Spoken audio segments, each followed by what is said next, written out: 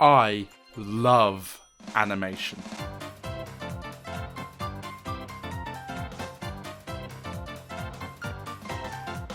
I think animation is one of the most important media forms there is. The types of stories that can only be told through animation are some of the best stories I have ever seen.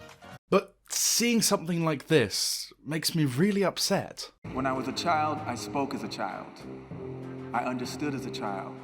I thought as a child. And when I became a man, I put away childish things. When we move through adulthood, we look back fondly on those simpler times. The creativity we exhibited, our fearlessness, how we approached new things with wonder. Why does animation have this stigma with being for children?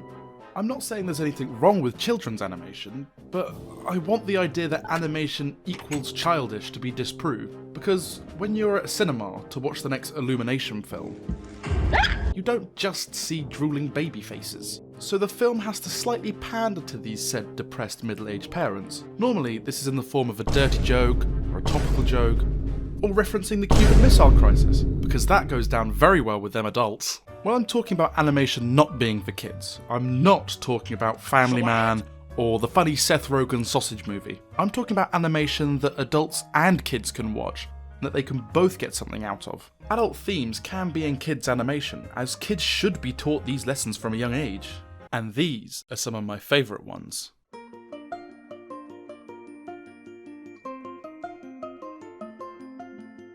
I love Wes Anderson. All his movies activate something in my ape brain that makes me laugh and cry and just have an amazing time. Fantastic Mr. Fox is an English children's book written by Roald Dahl, who wrote some classics like Charlie and the Chocolate Factory, Matilda, and the BFG, just to name but three. His name is also really hard to spell for someone like me, who can't spell to save their life. But Wes Anderson decided to turn this children's book into a stop-motion animated film. First, holy cannoli, Mrs. Gabagovi, this is a beautiful fucking film.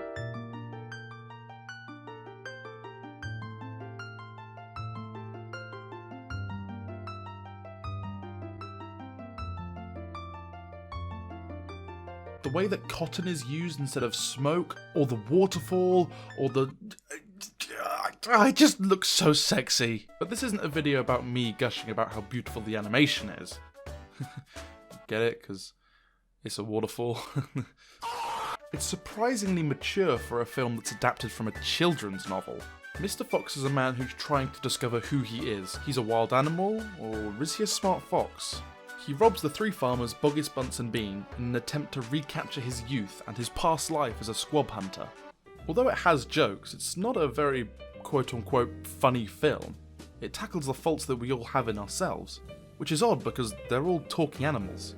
It's not only a film that children can learn that it's okay to make mistakes, or the fact that beagles love blueberries. It's a film everyone can watch and learn from. You don't have to be perfect, and it's okay to admit when you're wrong. I'll leave you with this quote from Carsten Runquist's video about Fantastic Mr. Fox, which I highly recommend you should watch. After you finish watching my video, of course. What Wes Anderson did here was something I've seen few directors do so seamlessly. He didn't just make a film for kids with adult ideas or a film for adults that attracts to children. He made a film for everyone, achieving one of the most important goals to have as a filmmaker.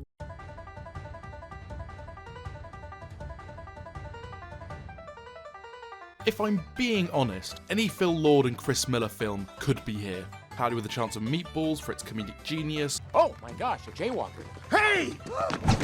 Spider-Man to the Spider-Verse for its orgasmic animation. Before you ask, yes, you can make a man orgasm by good animation, but I thought Mitchell's vs. the Machines would be a better choice, as it's not got the recognition like the other ones have. It's a robot apocalypse mixed with family drama that's handled incredibly well. Katie Mitchell wants to go to college to study film, but her dad, Rick, why did I put it in all capitals? But her dad, Rick, just doesn't understand her passion. This isn't out of any hate for his daughter, it's just from a place of love. So as a sign of love, Rick cancels his daughter's flights to a university and decides to have a fun family road trip together. You know, love like as in Stockholm Syndrome. From this point on, it follows the family's road trip, and this has a lot of messages about how families just don't need to be perfect. This will hit you especially hard if you have a dysfunctional family, as most people do. Except orphans. Fuck them. I don't want to spoil anything for you, because it's on Netflix, and I'm gonna assume 99% of you do have Netflix. And if you don't, you are poor. Mitchells vs. the Machines has an emotional core focused around family, and it tells an emotionally complex family dynamic that most people will be able to relate to. And I think it's better than Encanto. Okay, good night.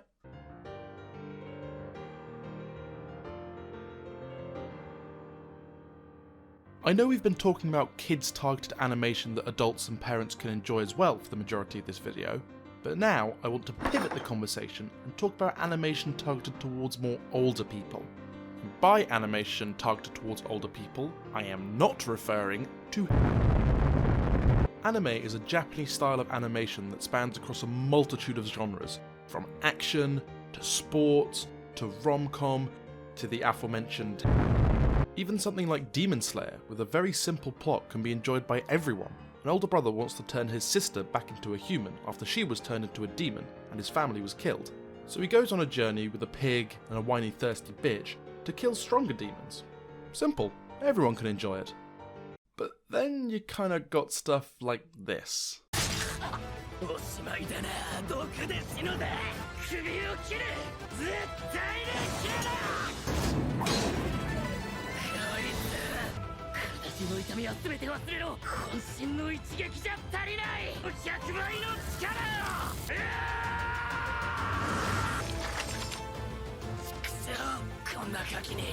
Like, look at this and tell me this animation is for children. Like, titties, 3 pairs of them. So, 6 singular tights. Demon Slayer, more like Semen Slayer from how much I'm cooming. Except if you're in China. No titties for them. If they see titties and get horny, it might make the people realise that they're subjugating Hong Kong and killing Muslims. No, can't have that. If you've ever not watched anime because you think it's animated or made for kids or weird, just give it a shot. I showed my dad Attack on Titan recently. Attack on Titan being one of my personal favourite anime, my dad is very much an anti-animation kind of guy. So to my surprise, he loved it. If my middle-aged balding father can get into it, so can you. Most anime have things that children shouldn't be seeing. Attack on Titan, genocide, murder, bloodshed, and naked titans. Just look at Erin's crime pages for reasons to have kids not watch it. Whew. Mass murder including child murder, genocide, homicide, war crimes, terrorism, high treason, breach of authority, abuse of power, assault and battery, blackmail, usurpation, kidnapping, mutilation, desertion, sowing discord, insurrection, crimes against peace, animal cruelty, cannibalism, psychological abuse, conspiracy, brainwashing, and to put a cherry on top of the cake, libel. Oh, and also a minor case of crimes against humanity. If that sounds like your cup of tea, you're probably making it the American way. Fuck how Americans make cups of tea. Me and my homies hate how they use a microwave to heat it up. Death Note, another popular anime and one of my favourites, is a complex murder mystery thriller with a cat and mouse style investigation. In the weirdest way possible, it reminds me of Breaking Bad somewhat. Let me know if I'm not the only one who thinks that, but if you love Breaking Bad, give Death Note a try. These are the 3 I would recommend to anyone wanting to get into anime and not knowing where to start, because that's what I was recommended to watch by my friend Paris. So go and show some love to her TikTok and Twitter for getting your boy into anime. And if you want some custom, handmade, personalised anime clothing, paintings, glass paintings, or digital art like these sexy things, hit her up on Twitter or her Etsy. She can basically do any anime design you want, so give her a try. Anime is swag, basically. That's what I'm trying to say.